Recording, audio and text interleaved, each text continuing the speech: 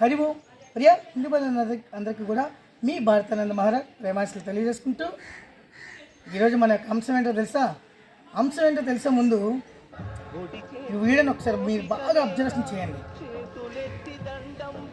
70 సంవత్సరాలు పైబడినటువంటి ఒక వృద్ధావిడ, ఇది ఎక్కడో కాదు, కేరళలో తన యొక్క భర్తకి తనకి పొట్ట నింపుకోవడం కోసం 70 సంవత్సరాలు అయిపోయి శరీరం అంతా కూడా ముడతలు పడిపోయినా కూడా, శరీరంలో ఓపిక లేకపోయినా కూడా ఏదో విధంగా నా భర్తని లేదు, నా యొక్క ప్రాణాన్ని నేను నిలబెట్టుకోవాలి.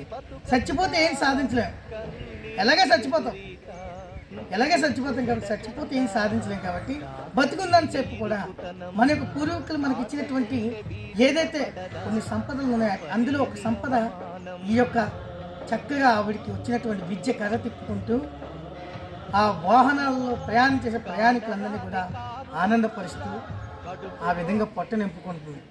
మరి హిందువులు మీకేం మాయరోగం వచ్చిందని?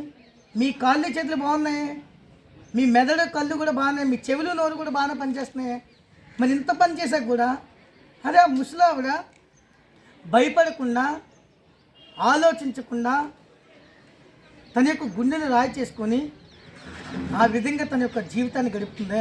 అరే మీరు మీ ధర్మాన్ని మీరు ఎవరికో పెంచొద్దు, కనీసం మీ పిల్లలకు పెంచవచ్చు కదా. మీకు భగవంతుడు యొక్క భక్తిని కానీ మన పూర్వకులు మనకు అందించిన సంస్కృతి సాంప్రదాయాలైనటువంటి ఈ ధర్మాన్ని మీరు పక్కింటి కూడా పంచొద్దు. ఆ పక్కింటితో పిజ్జా పార్టీలు, ఆ పనికిమాన కబుర్లు, ఆ టీవీల్లో అసుకు, ఆ సెల్ ఫోన్లో సొల్లు కబుర్లు ఇవన్నీ మానేసి అరే సంస్కృతి సాంప్రదాయాల గురించి, మన యొక్క పూర్వీకుల గురించి, మన దేశభక్తుల గురించి, మన యొక్క హిందూ ధర్మం కోసం కనీసం మీ ఇంట్లో మీ పిల్లలనే తయారు చేసుకోవచ్చు కదా.